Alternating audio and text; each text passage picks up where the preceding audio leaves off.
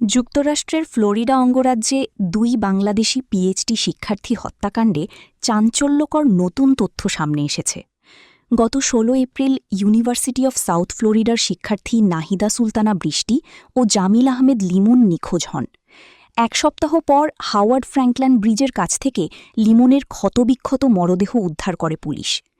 এই ঘটনার পর সন্দেহভাজন হিসেবে গ্রেপ্তার করা হয় তাদের রুমমেট ২৬ বছর বয়সী মার্কিন নাগরিক হিশাম আবু গরবেহকে। তবে বৃষ্টির কোনো খোঁজ মিলছিল না। পরে ২৬ এপ্রিল একই এলাকার ম্যানগ্রোভ অঞ্চলে একটি কালো পলিথিনে খণ্ডিত মরদেহের অংশ পাওয়া যায়।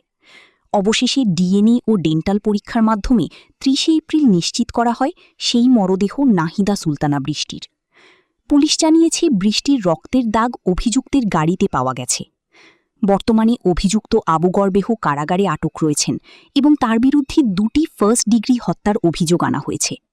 নিহত ২ শিক্ষার্থীর মরদেহ বাংলাদেশে পাঠানোর প্রক্রিয়া চলছে। এই নৃশংস হত্যাকাণ্ড ঘিরে তদন্ত এখনও অব্যাহত রয়েছে।